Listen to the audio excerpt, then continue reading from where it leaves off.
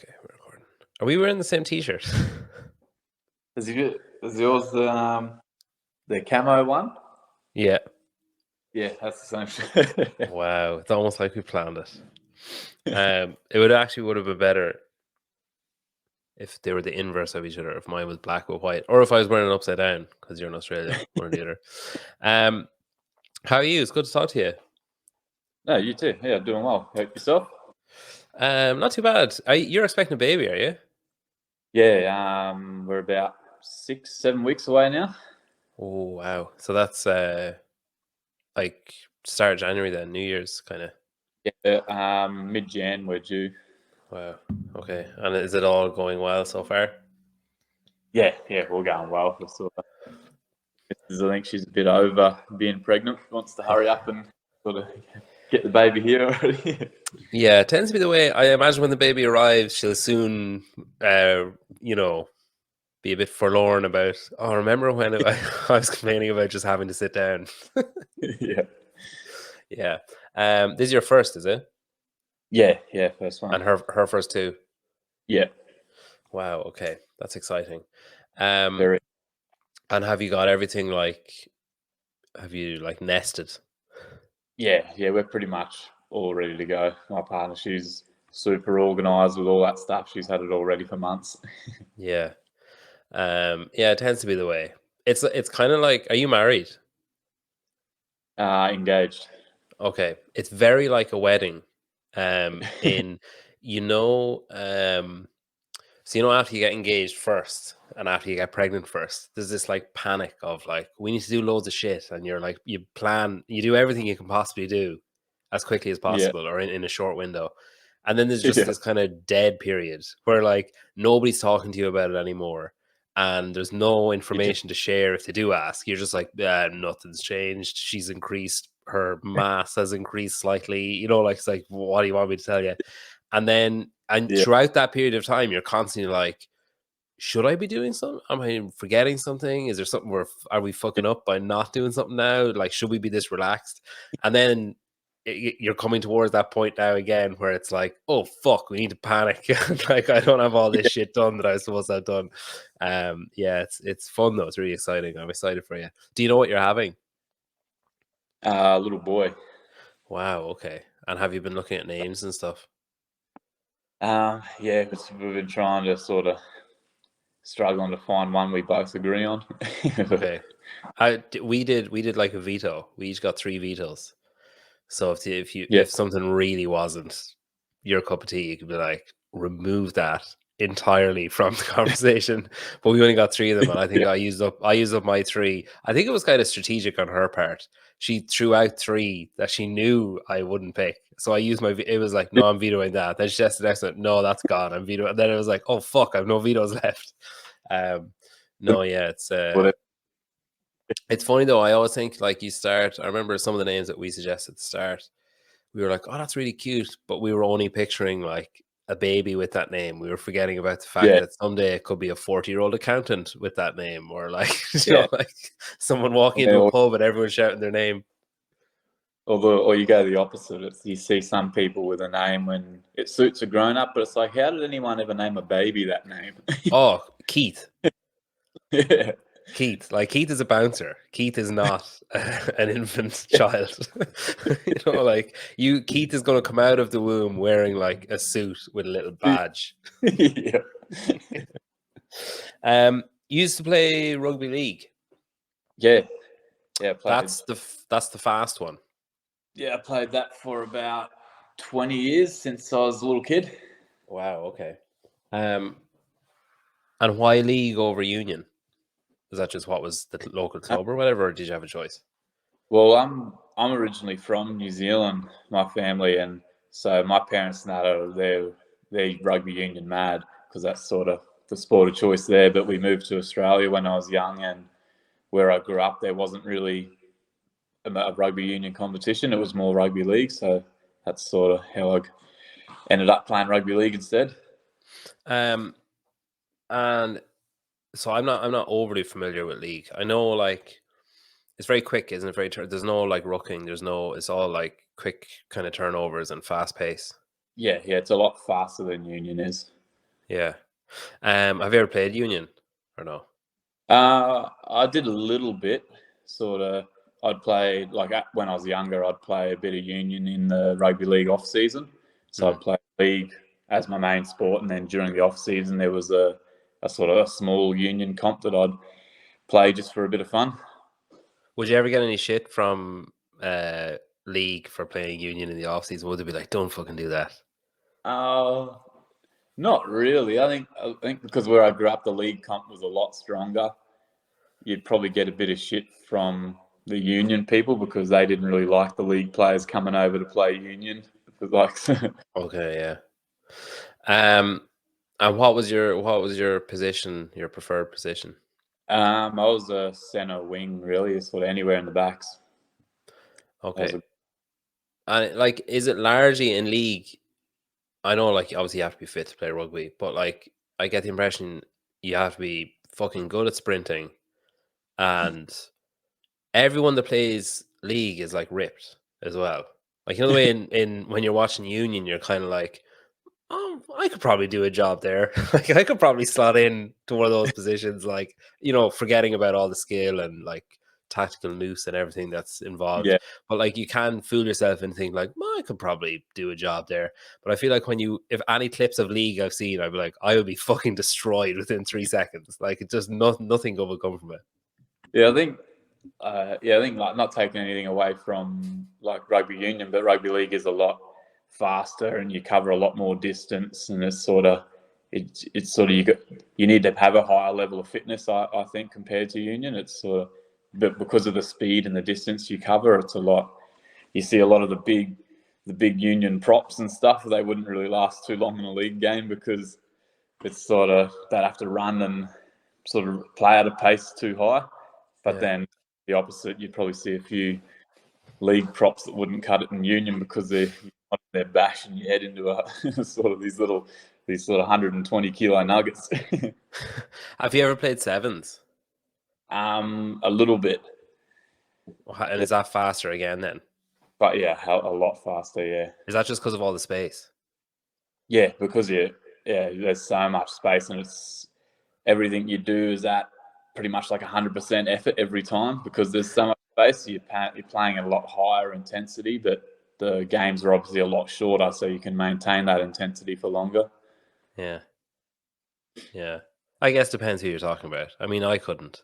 The games would want to be pretty fucking short if they were expecting me to maintain any kind of intensity. There's definitely Um, like all across the three, so like rugby union, league, and then sevens. There's sort of like your players have to have different attributes for each sport to be able yeah. to sort of yeah. So you play what age you say you were when you started playing? I think I was about 7 years old, six, Okay. 7. And what age were you when you stopped? I was 27 when I stopped. Okay, so 20 years. Yeah. And what level, like say like a globally understandable level, what level did you get to? Um, so the highest level I probably got to was I played a couple of years at under 20s at the Cowboys, which was like the under like equivalent to the sort of NRL but under 20s, Okay. which was like a national competition. And then for the next sort of 7 years after that, I was playing in the Queensland Cup, which was the semi-professional, like second tier to the NRL. Okay. What were you doing like outside of rugby to put food on the table then? So I'm an apprentice fitter and turner by trade. Fitter and turner of what? So that's like it's in the engineering industry. So like I Okay. sort of fix, build, sort of maintain heavy machinery and stuff like that. Yeah. You fit things and you turn other things. Yeah. Yeah. Have you tried spinning it around? Just face it the other direction. That'll fix it. Okay. So how often, like how many days a week were you training and how many days a week was it like one game a week, like say during the season and then maybe 2 nights training, 3 days training?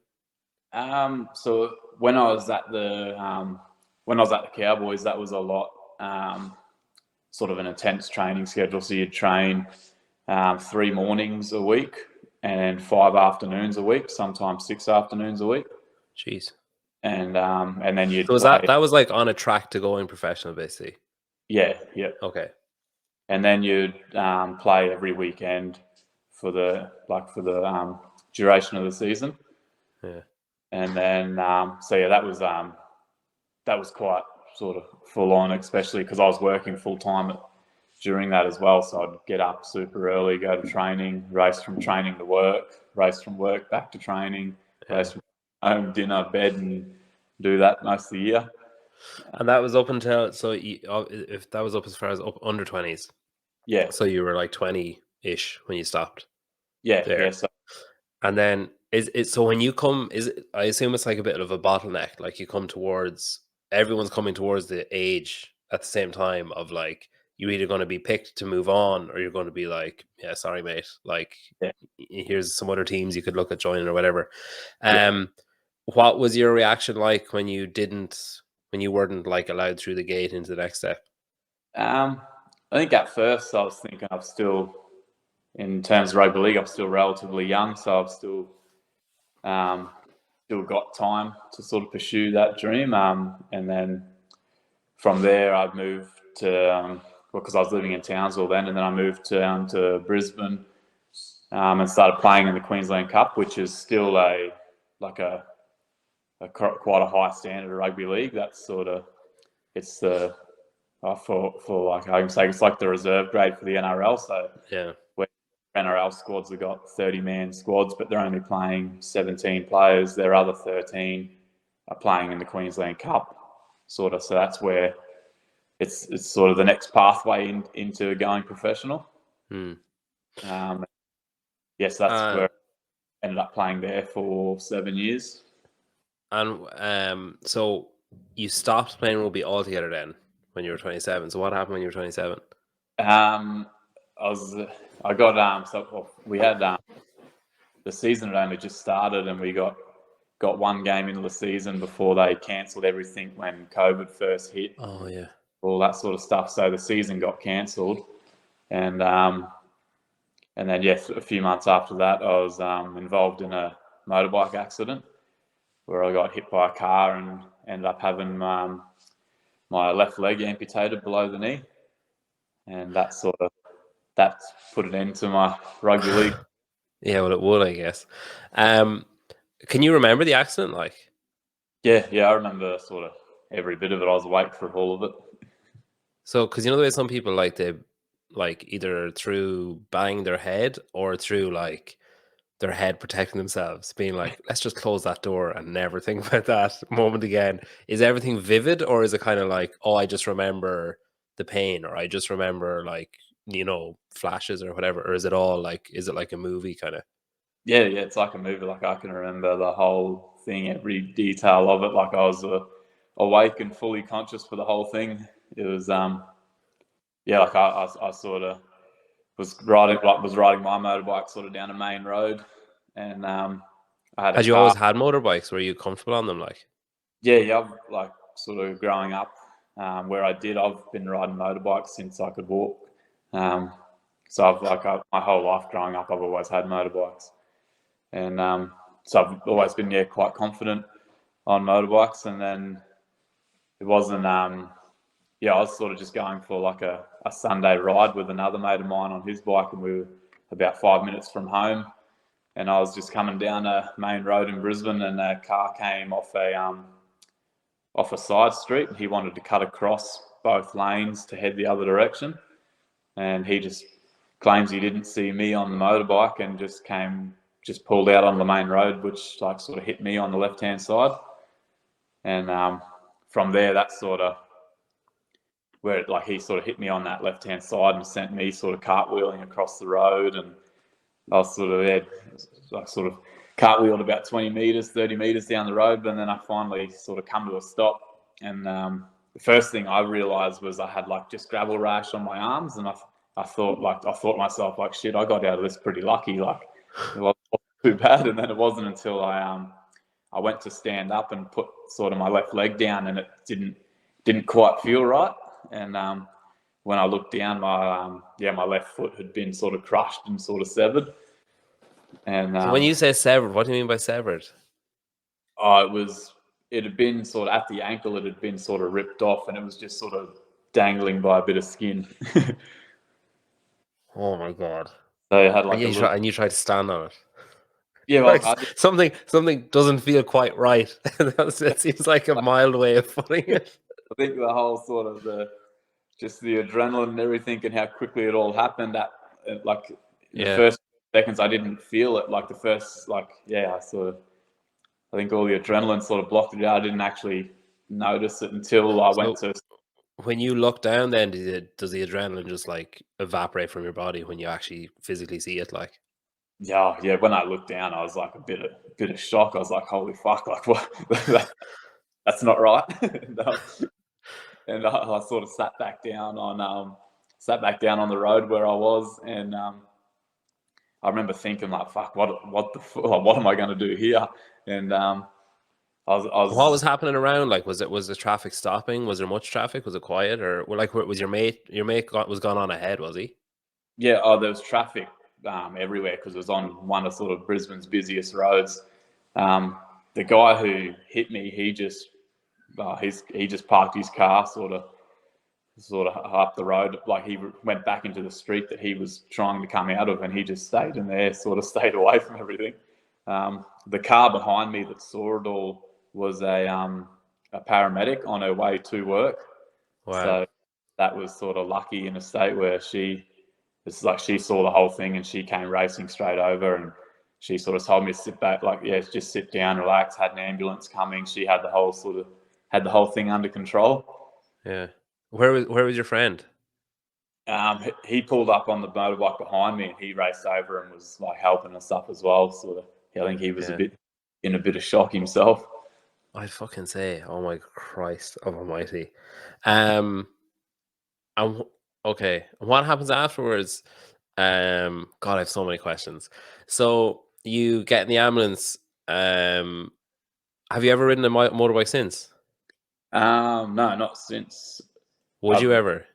Yeah, I'd ride one again. I haven't because I don't have a motorbike anymore. It got written off, but Yeah. What would I've, what would your fiance be like? Yeah, go for it, or would she be like, not a fucking chance?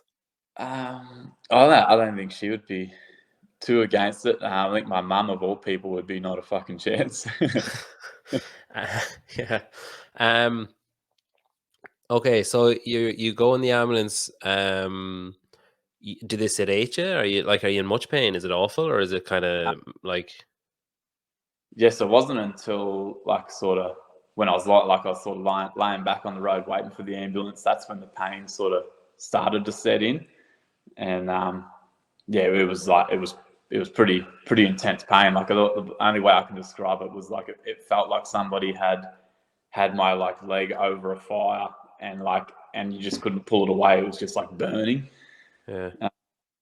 And then yeah, that's sort of once the ambulance rocked up, they chucked me in the ambulance and sort of pumped me full of pain meds and stuff. Because But there must be a danger going into shock and stuff as well. Like, well, when I was sitting there waiting for the ambulance and when all the pain started to set in, I was like sitting there wishing I was like, because I was thinking like most people just go into shock and they just wake up and they're in the hospital. I was like, what? I was sitting there praying like, why can't I go into shock? Like just like it's all over. yeah, if I'm not shocked by looking down at that, nothing is ever going to shock me. Like, I'm never going to be sent into shock. Have you talked to the paramedic since that happened to pull up? Yeah, yeah. Are you like best mates? I just reached out and said like, yeah, sort of thanks for everything she did on the day and stuff, and yeah, I think for her it's just part of her job really. Yeah. But What about the guy the guy that was at fault with the accident? Or well, by the sounds of it, it sounds like you're claiming you're saying he's claiming he wasn't at fault, or he didn't, you oh know. there was no sort of he was definitely at fault, and the way the whole because there was like a police investigation into it and all Okay. that. He ended up because of the witnesses that saw it all, and someone else apparently a witness had it on dash cam footage as well. Okay. So he got sort of charged with fault of the accident, and all that sort of stuff, and I've never heard a word from him. Were you wearing like one of those body cams or helmet cameras or anything? No, that would have Nah, been something to see. Just the flipping horizon. pretty cool if I did, but nah. Yeah, that'd give a new meaning to a fixer and turner. Just the flipping image. So you went to hospital. So they give you painkillers in the ambulance, and like I assume everyone's job there is to try and keep you calm and be like, look, it'll be fine. Like we won't panic about it. Internally, they're probably like, Jesus, like what do we do with this? So they bring you into hospital. Where'd you say where Brisbane is? That what you said? Yeah, yep. Yeah, so probably not a long drive, I guess, or a long journey to Nah. hospital. And then when you get there, is there like a specialist? Do they like, are you aware of what's going on, or is there like next of kin brought in to be like, right, what do we do? No. So I was still, okay, I was still fully Still aware. not in shock.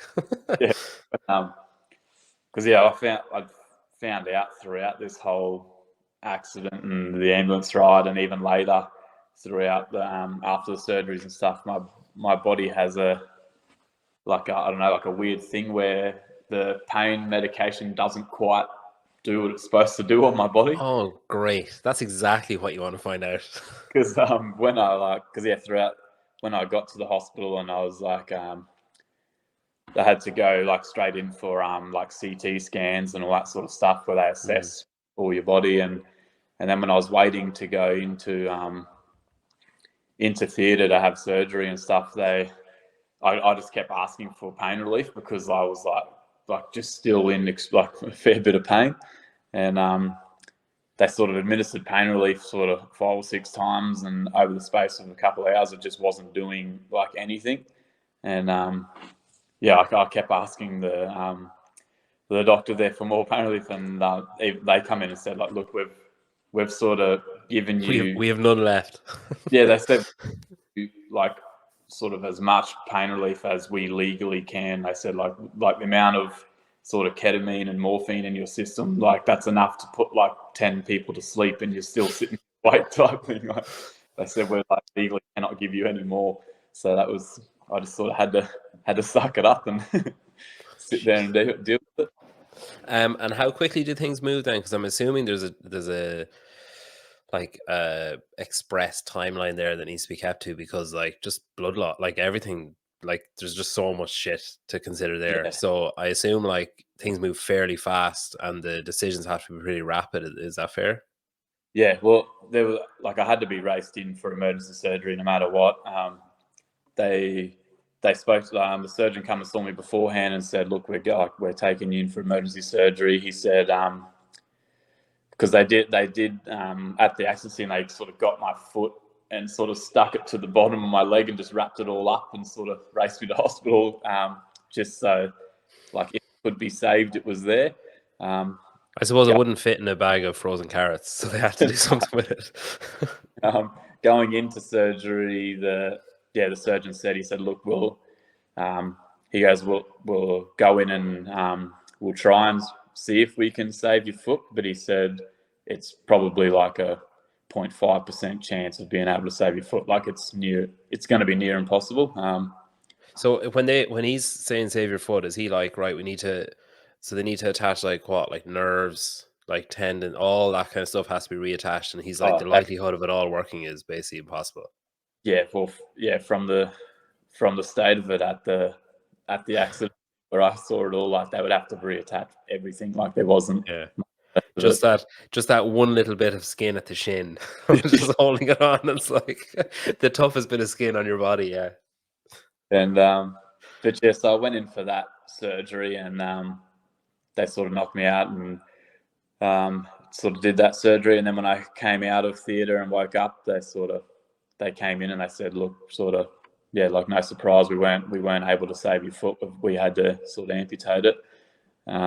This is like in what, like 12 hours, say, after the accident, they tell you it's gone. Quick, sort of from once I got to the hospital, everything happened quite quickly. Okay. So that first surgery was like stopgap. That was like, right, let's stop him dying, and then it'll leave us in a position to assess options. Yeah. Well, like later on? yeah. Well, that's what they ended up doing. They went in and sort of, it was more of just to tidy everything up and sort of get him in a stable condition. And then once I woke up from that surgery, they come in and spoke to me, and they said like, we couldn't save your foot, and then they said these are you've got a couple of options, because at the moment they had just left the bottom of my leg as like an open wound. They said you got two options. They said you can we can go back in and operate again, and we can try and sort of close the bottom of your leg where it is and skin graft it and stuff, and that would leave it pretty much at the ankle. And they said, and then you'd only have to have a prosthetic foot. And they said, but in terms of looking normal, you wouldn't really be able to tell because it's only a prosthetic foot. That you wouldn't be able, like, you can't run on it, you can't like sort of lift weights and stuff on it. Like, there's not, outside of walking, there's not really much you can do on a prosthetic foot. Okay. And they said, or your second option is to go back in for surgery, and we can cut a bit more of your leg up, sort of, so we can cut it up to like the middle of your shin, and that would have to wear a prosthetic leg. But that would open up a range of prosthetics where you'll still be able to run and lift weights and sort of do everything you could do beforehand. But it'll stand out, obviously, being a prosthetic leg over just a prosthetic foot. And for me, that was a no-brainer. I was like, I'd rather be able to sort of live a full active life like I was beforehand, trying to look normal. So I opted to have more of my leg cut off and go back in for another surgery. That wasn't, so I had to go like that, and they couldn't do that until the next day. So the next day I woke up. How long after he gave you the options were you like option B?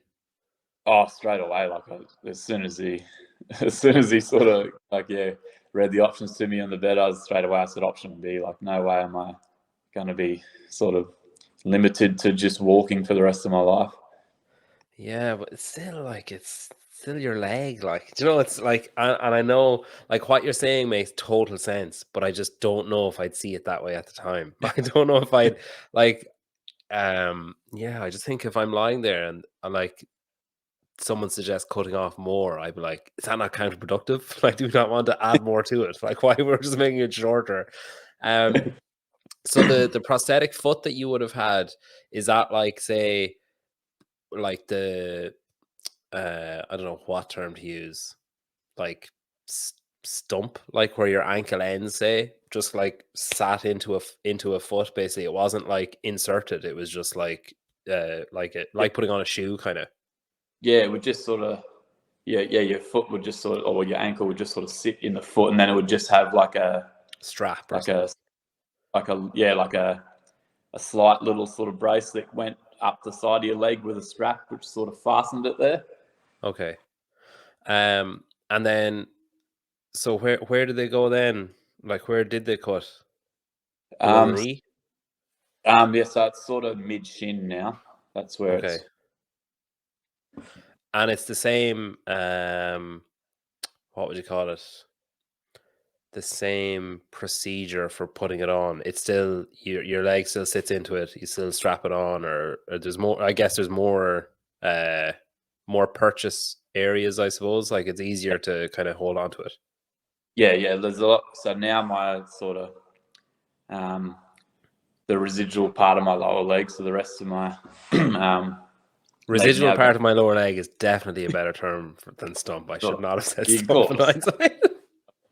So my stump goes into a it's of like what I call like a socket, what we call a socket. So it's got a bit more purchase Okay. area, and like it just, you're able to. So can you still like say your knee joint is still useful? Like, you can still bend, you can still squat, you can still, like, okay, right, okay. So it doesn't come up like thigh, like it doesn't come all the way up. No, I've still got it. Finishes below my knee, so Okay. got full use of my knee and everything. Just, it's pretty much just there's no ankle anymore. And when you wake up, so you get up in the morning, so it's whatever, like 6 o'clock now or whatever over there. You wake up in the morning, do you immediately put it on and then take it off when you go to bed at night? Pretty much, yeah. Like I'll put it on like I said, as soon as I get out of bed, I put it on and I sort of go about my day and then I sort of the only time I have to take it on and off during like throughout the day is like when I'm training and stuff like that because it fills up with sweat a lot. So whenever you're like throughout training when I take breaks between workouts and WODs and stuff, I'll Just like empty it out. yeah, you do. You quickly take it off, you empty it out, give it a quick wipe, put it all back on. But yeah, I'll wear it all day until at night when I shower and I take it off to shower and then hop into bed. And what's it made out of? It's all carbon fiber and sort of titanium. Okay. So is there, I'm just thinking of sweat, like, is there a danger of like rust or like it seizing up or any of that kind of stuff? Do you have to like, is there much care that goes into it? Like, so the sweat sort of, because when you sort of put it on, you put like a silicone liner over your leg first, and that's what that's like the suction the seal or whatever, yeah. And then you slide that into the prosthetic leg itself. So the sweat builds up inside your silicone liner, not sort of inside the prosthetic leg itself. Okay.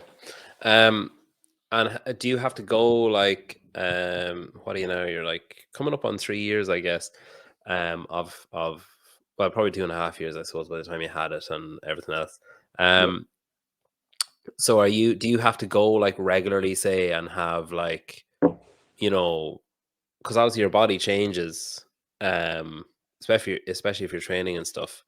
And you started, we'll get on to that later on, but you started a new sport, so your body probably adapted.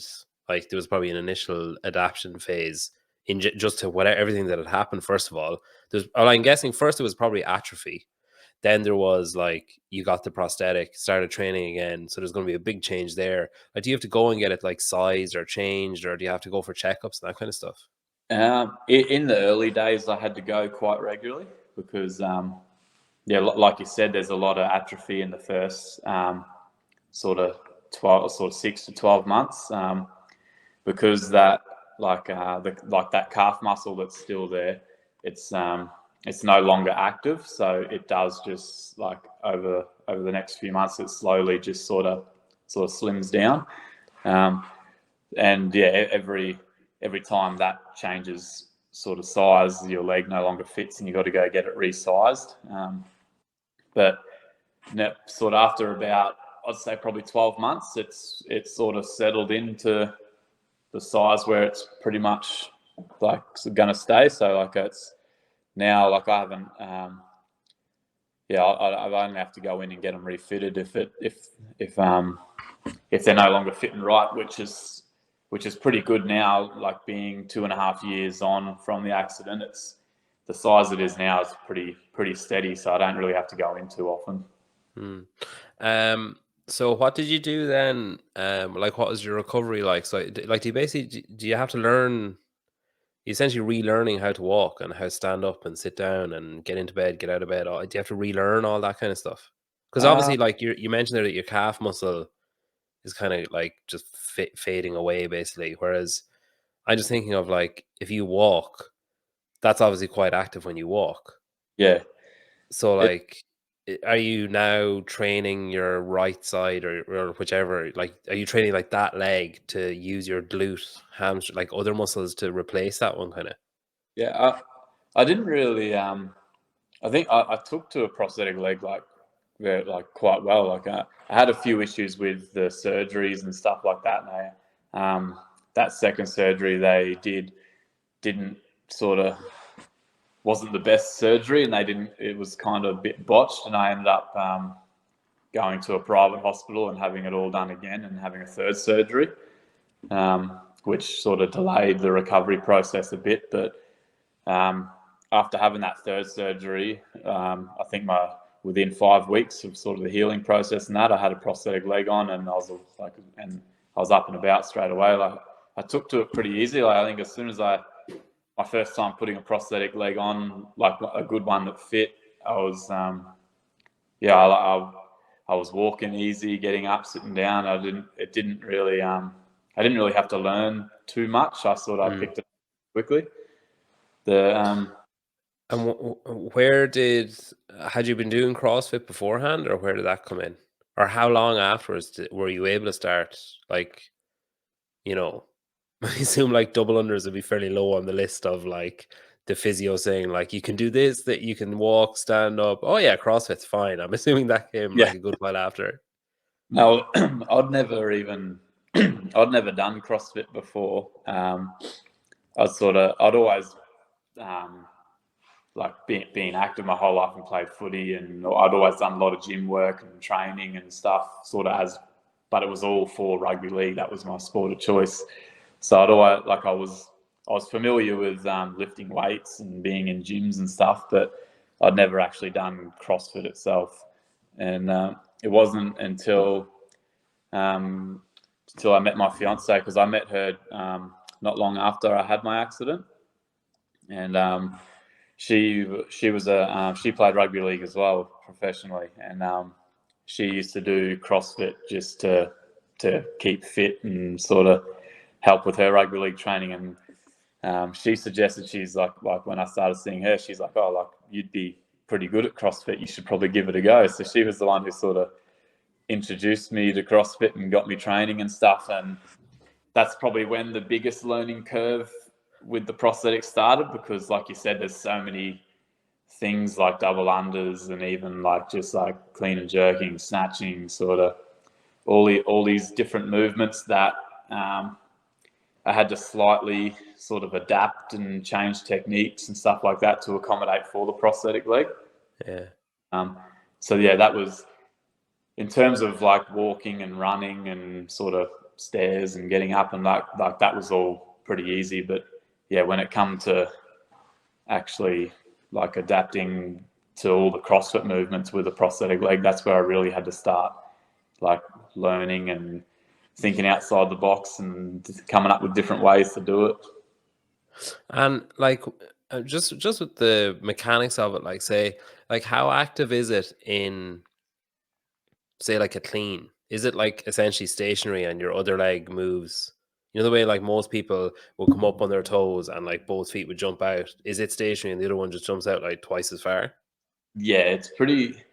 So I still have, like, from the ground, like I still have drive like through my glutes and like through my knees and stuff. Like I still, but it's more so when I know when they start talking about triple extension, that last extension being from the calf muscle. Yeah. That I only have that on the right leg, so like it kind of it's and when I do come up into that triple extension on my right leg, the left leg sort of comes off the ground a little bit, so you just have to kind of make sure you're catching it in a stable position. Yeah, yeah. Not like a single leg. Yeah. A single leg catch. Are you able to watch rugby? Because obviously it's got to be pretty gutting when something that you're like that passionate about and have played for 20 years just gets taken away, kind of. Yeah, I still I still go down and watch, like, because I've still got mates and stuff who play, and I'll go watch a game here and there. And it's not yeah, like I sort of, in the early stages, it was a bit like I'd go down and watch, especially if I went and watched my old team play, and like you just sit there and it's a bit sort of, it's depressing really, because you want to be out there playing, but you know you can't. But that's sort of, I think, sort of as I started getting more into CrossFit and started competing and stuff in that took that that competitive edge that I needed to be putting somewhere, that took the focus of it away from footy. So I know, like, I could, watching football no longer, like I no longer watch that and think, fuck, I really want to be out there, like, because I've now sort of put all my energy and focus into another competitive sport, which has been massive. Right. So you started in CrossFit. So she introduced you to CrossFit. She must have been absolutely fucking sickened when you qualified for the games. Like, no matter how much you love someone, if you introduce them to something and then they're like really good at it, it's like, oh, cool. No problem. Yeah. Well, my first sort of CrossFit session was the CrossFit Open, because she's like, because when I started seeing her, she's like, oh, hey, like, that was the first year they had the adaptive division, and she's Okay. like, "Oh, look, they're having a division this year. Like, maybe you should just have a crack at it." And so that was really like my first ever CrossFit session was doing the CrossFit Open, and I was like terrible at it. Like I didn't know any of the movements and that. I was doing strict chest to bars, I was doing strict muscle ups, and I didn't know what the fuck I was doing. and, Yeah. I and mean, then it's a first world problem. If you're doing a workout with muscle ups, you're like, oh well, I guess I'll do them strict. Like that sounds like a first world problem to me. well, I was lucky. I had like a pretty good sort of strength and sort of fitness background Yeah, yeah. already to it, but like when the workout's got 20 bar muscle ups in it and you can only do them strict, that's going to take you a long time to try and get through when you don't. Um, I think about 10 minutes into that session, my hands are all bleeding and torn to Yeah. bits. um, but Was there a point then where, like, so was your relationship with CrossFit, was it just like an outlet? Was it just like, oh look, here's this thing I can do, and I'm like able to improve skills and hone skills and like, you know, improve myself, and like I guess a bit of purpose, you know, with all the health and fitness and stuff that you had built up over the years, like that, you were able to fall back on something. So there's that aspect of it. But like, was there a point in time where it kind of turned to, oh shit, I'm actually good at this. Like if I actually apply myself, or if I actually like look to someone for advice, or like get a coach or whatever, was there that kind of a thing in your head, or did it just kind of I evolve that way?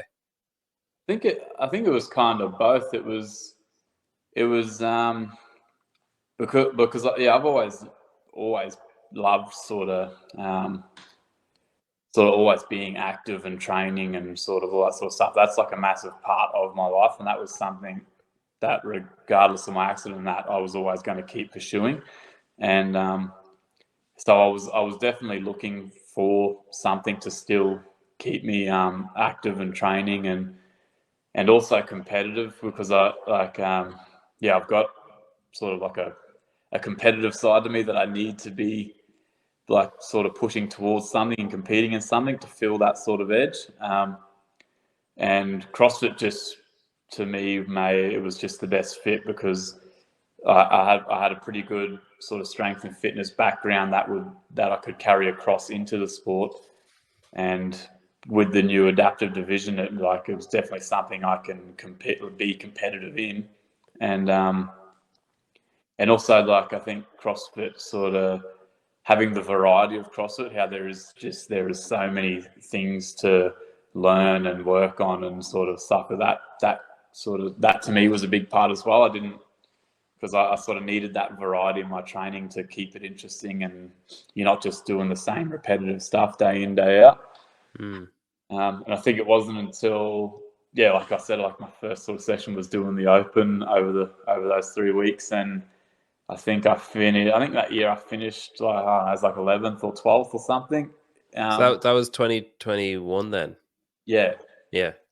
I think it might have been. Yeah, I think it might have been 12th. I finished up sort of in the world for the adaptive division, so I went away from that thinking like, shit, like I didn't know, and like didn't know what I was doing the whole time. I was like, if I actually go away from go away from that, take 12 months where I really sort of dedicate my training to CrossFit and start like sort of learning all the movements and stuff like that, then the following year round we can sort of see how far I can take it. And that's when I ended up. I think the season just gone, I think I finished fourth in the Open, and then third in the semis, and then second at the games. So sort of progressively getting better as I learn. Yeah. How did you go about improving? So was it a case of just like, right, I need to watch some videos on muscle ups, right? Like, what was the process like? It was definitely a lot of video watching. Like for me, that's the best way for me to learn. I'll watch videos of people doing it, watch it in slow mo, try and pick up little pointers here and there, and it definitely helped having my partner who could already do most of the stuff as well. So she was able to I'd watch her and the way she does it, and then she can watch me and try and tell me where I'm going wrong. but it was like because we didn't have to put too much work into the strength and the conditioning because I already had a good background in that. It was more of just now you need to learn the techniques to everything. So we just started like right from square one. Like you're going to learn like a basic kipping pull up, and then once you've mastered that, we're going to move to a kipping chest to bar, and then we're going to try, and then we're going to go back, and then we're going to learn like a butterfly pull up and a butterfly chest to bar, and then you're going to learn how to kip your muscle ups instead of trying to do them strict. It was just pretty much there was a list this long of everything I need to learn, and we just ticked them off one by one as we slowly sort of got the hang of them all. And who's we? Me and my partner were the ones who sort of started it. And then I had Brandon Swan, I think you've had on a few times, Oh Swanee. yeah. He started doing a lot of programming and stuff for me and helping me out a lot as well. Because I started to compete just in a few sort of local comps just to sort of get a bit of experience in competing in CrossFit. Are they low? Are they were those local comps adaptive competitions or just like open field? Just open field. Like there isn't any up until the week just gone at Down Under where they had the first sort of adaptive competition. There hasn't been any adaptive comps sort of in Australia to do. So and when you turn up to an what would you call it, an able-bodied competition or an open field competition, and you're an adaptive athlete, are you treated? Do you feel like you're treated any differently? Or like I assume the first one you went to, you were like, oh god, like everyone's looking at me, even if they aren't. well, I think like the first like one or two I did, I was like I just went into sort of like the intermediate category because I was still trying to learn sort of what I was doing, and but now like because I sort of enter into like fully able comps and stuff now, and I do everything RX and don't change any movements and stuff. Like I do it as everybody else does it, and so I don't think I get treated differently. I think a lot of the time I probably surprise people because a lot like people that don't know me see me rock up to a CrossFit comp and they're like, oh, there's a guy with one leg. It's pretty like they think like, oh, like it's pretty cool to see him sort of still doing CrossFit. But then when I actually go out and compete and I'm still competitive against fully able people, they're like, shit, he's actually like better than what he was going to be. Yeah, they're like, oh, I let him win. Yeah. And okay, so what like because Brandon's from Brisbane as well. Yeah. So obviously, like I assume when you're like educating yourself around CrossFit as a local person, like there's a wealth of CrossFit athletes from Australia, but I assume as a local person, it must be nice when he's like, "Oh yeah, I'll help you out" or whatever. That must be like, "Oh, this is actually kind of cool." Yeah, well, because I went Until you get to know him, I guess, and then it's just disappointing. because I competed CrossFit comp that he was running, and after that comp, he come up to me and sort of introduced himself, and we had a bit of a chat, and he was in a few weeks' time. He was hosting like one of his summer camps, which is like he holds them every year where people come along and sort of get to pick his brain, and he runs you through a lot of like a couple of days of training and sort of lessons and stuff like that. And he told me, he said, look, I'm hosting my summer camp in a few weeks. He goes, I'd love it if you could come down and sort of we can sort of do a bit of training and sort of see if we can help you out. And I went along to that, and that was massive. Like even just being around him for 3 days and the stuff you can learn and the stuff he could teach me was unreal. And and then from there he sort of we had a bit of a chat and talked about how sort of my goal is to make it to the CrossFit Games and stuff. And he was definitely keen to jump on board and help out. And he said he'll start handling all my programming and stuff like that to sort of get me in the best sort of position I can be heading into it to see how far I can take it. When you actually qualify, are you like, because obviously you're in the sport like roughly a year, I suppose, a year and a couple of months when you qualify. Like if your first like class or workout was the Open the previous year. So are you like, oh yeah, this is great, I feel confident going in, or are you like, oh god, this is too soon? I think I was confident going in, but I was definitely like I put a lot of pressure on myself to make it to the games. And I get really bad like performance anxiety and that. Like I get really nervous before any sort of comps and workouts and that. Like my nerves just get like I struggle to eat in the mornings and struggle like I just get really. So I was definitely nervous and stuff, but in the background, like behind that, I was confident as well, confident in the work I'd put in and sort of how much I'd managed to cram into 12 months of learning and stuff, and then looking at how far I'd come from that very first session at the Open to how far I was coming into my second Open, like looking at how far I'd come in terms of learning all the movements and stuff. I was confident coming into it. How does your performance anxiety present itself? So depends sort of how big the sort of competition So the is. games, So like obviously, I'm assuming that was like peak. Yeah, the games was peaking. But like for all the open workouts and that, like I'm not too bad. But the morning of, I'll wake up and I'll just be nervous right from the get go, and I struggle to eat breakfast. I struggle to keep food down because I just have like an uneasy stomach all day, and like leading up to the workout, it's just like an uneasy feeling, and that's sort of the way it presents itself. As I like struggle to eat, and I just feel nervous. Which sort of isn't the best thing when you're trying to fuel your body with the right nutrition and stuff, and you're not feeling like eating. But the games was definitely like when I got to the games, I was a lot more nervous, and like I was a couple of nights out from the games, and already I was like not sleeping and already nervous. And What was the process of getting there like? Because it's not cheap, I assume, from Australia. yeah, it's a long way to go. The CrossFit community sort of like around Brisbane and stuff like that was unreal in terms of supporting me to get there and stuff. Once I finally did qualify, like heaps of gyms around Brisbane and stuff like that, they all did fundraisers, like fundraising workouts and stuff like that.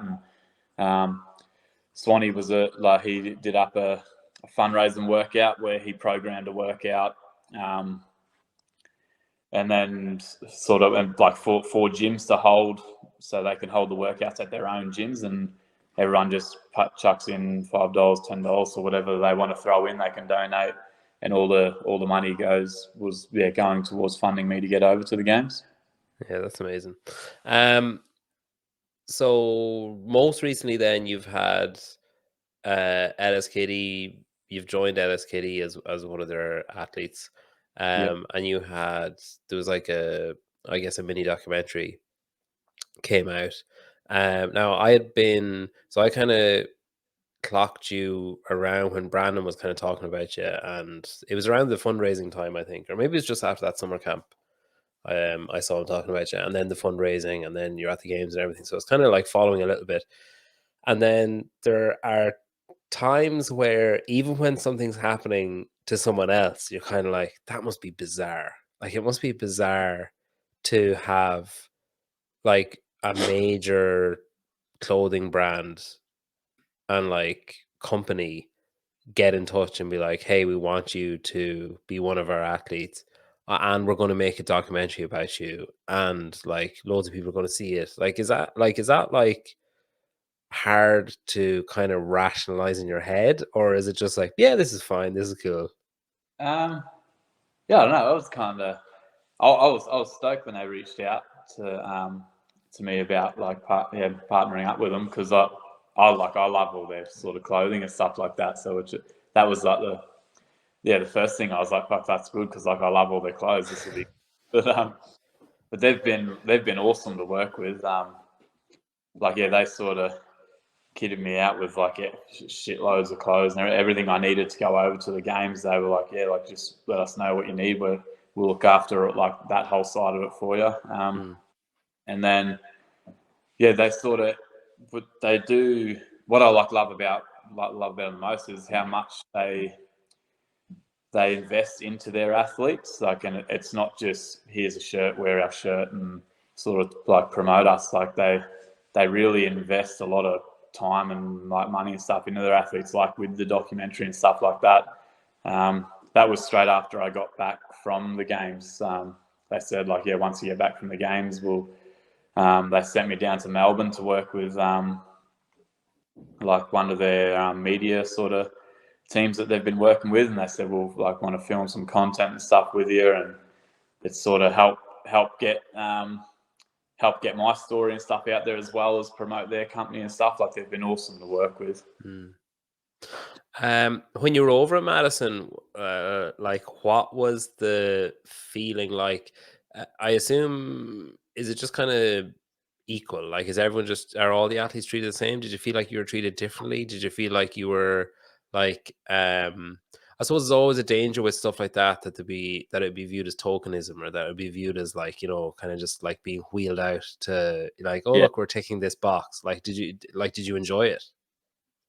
I definitely did enjoy it. Yeah, it's like I said, there is always that sort of that fear that it is just going to be treated as like an exhibition sort of sideshow, and you're not going to be treated the same as everyone else. But the whole week from start to finish was unreal. Like you're treated just like every other athlete there. You use all the exact same facilities. You have access to everything that every other athlete there does. It was very, very well like run, and yeah, I enjoyed the whole week there. It was unreal. And Down Under Championships then, so that was your most recent outing, and you finished on the podium there as well. How did that compare? Because obviously it's going to hit a little bit different when it's at home, and I assume more people that you knew would have been able to attend compared to like, oh yeah, let's all just book 2 weeks off and go to Madison. Down Under wasn't too bad. I didn't really have too much because Down Under was only it's the first time Australia, like a major sort of competition in Australia, was having an adaptive division. But for the first one, it was only like an exhibition type style. It wasn't. Yeah, because I was looking at a video, and it's like all the adaptations were like totally different. Like there was no like if you look at the games, it's like, lower limb or lower extremity or whatever, upper, there's like kind of categories. Whereas looking at Down Under Championships, it looked like it was just like there was no like I guess like you say, it's the first ones. They're not going to get the uptake immediately, so they need to kind of I guess like showcase it and advertise it a bit. Was that kind of the purpose of it then? Yeah, I think that the whole purpose of it was just to showcase, advertise it, and say like and give it something to build on. So like we're going to include it this year, and we're going to showcase it. Hopefully, get a bit of attention around it, and then hopefully next year we can have more people get involved, and we can expand it and sort of try and grow the adaptive community in Australia. Because like I said, like the one just gone, we had a few different sort of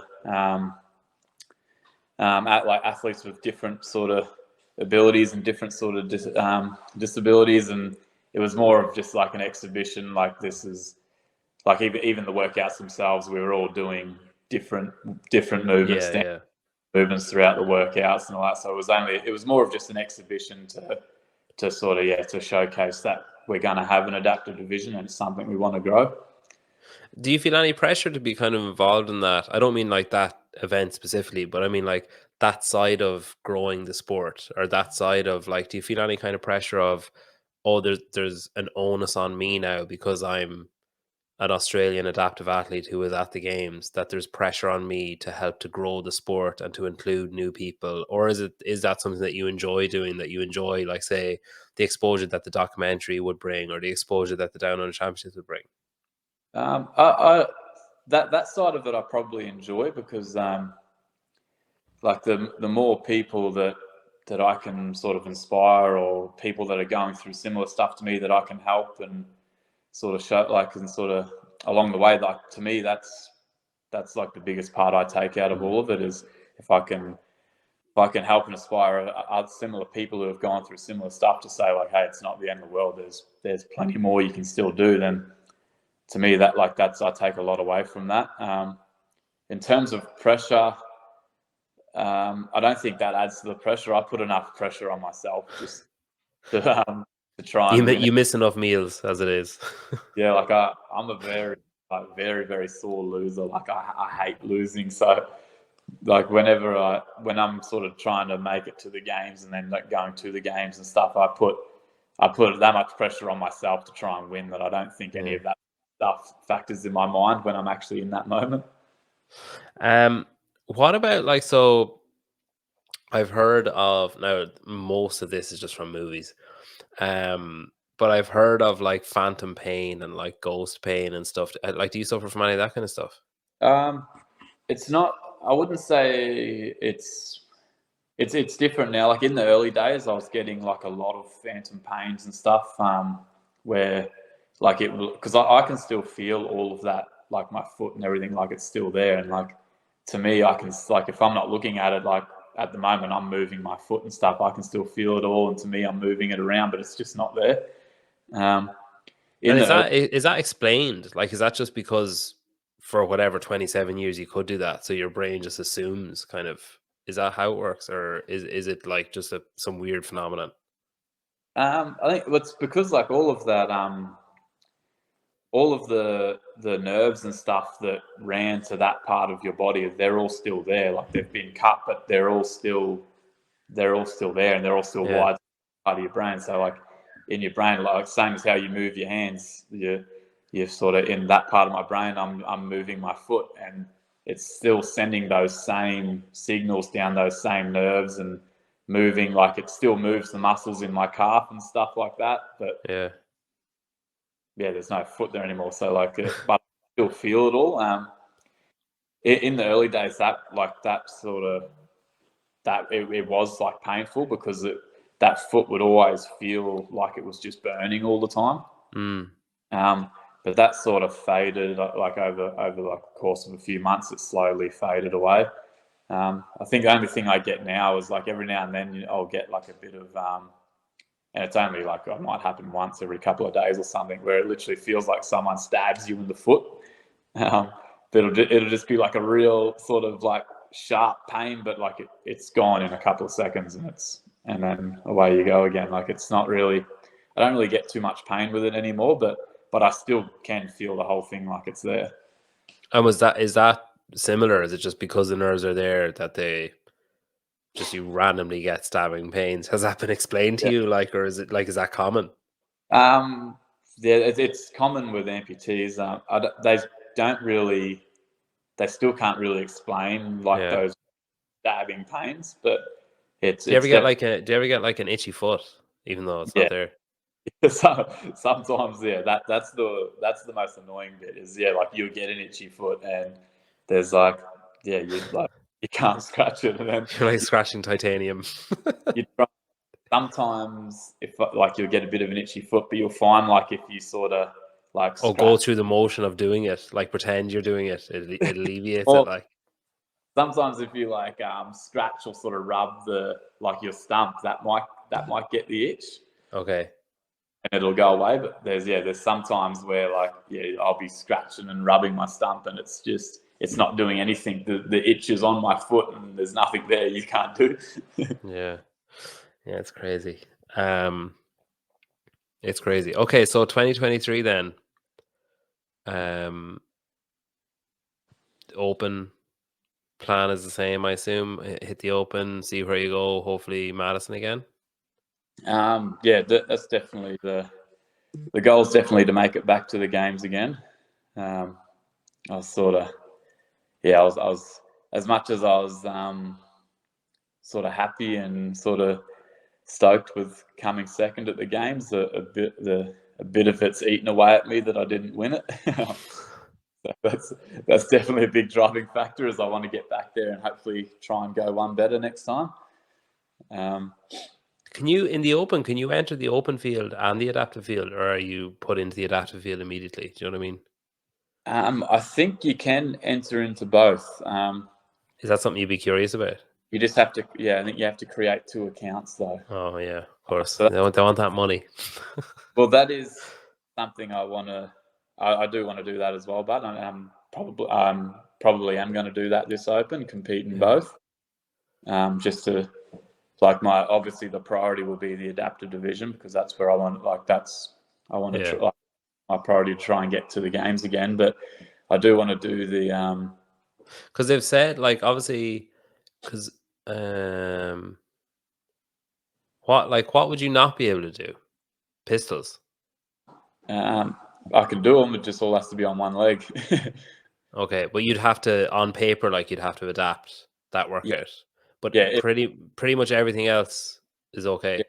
if the workout says alternating pistols, I'd have to Yeah. ask for an exemption to do them all on one leg, which I don't see that have an issue with because it's not exactly Yeah, it's not. it's worse, surely. Um Yeah, because I'm curious. The other way, like say last year, I know they changed this rule a bit, I think.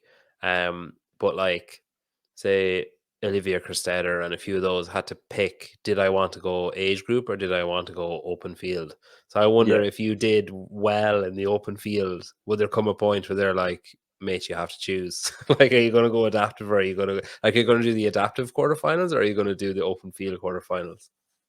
yeah, I don't know whether what they'll do. I'll have to see. Um, I'd be very careful about creating 2 accounts. I Just not telling anyone. I'd probably look into that if it became a problem. I might have to ask for a bit of advice on it before I do it then. Yeah, yeah.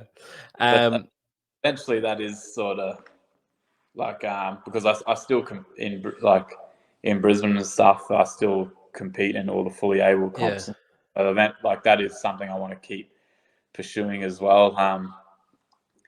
And yeah, because I've got another comp coming up next week. They have game time in Brisbane, which is like one of sort of Brisbane's biggest comps, and I'm competing in that in a like elite male female team one with Beck Glenister, who's a Taurian athlete, like one of the Okay. top females sort of in Australia and stuff, and so that'll be interesting. Sort of we're going up against like quite a few games athletes and stuff that are competing in that division, like Royce Dunn with Christy Hollard and stuff are competing in it, and so that'll be a good sort of test to see where I'm sitting.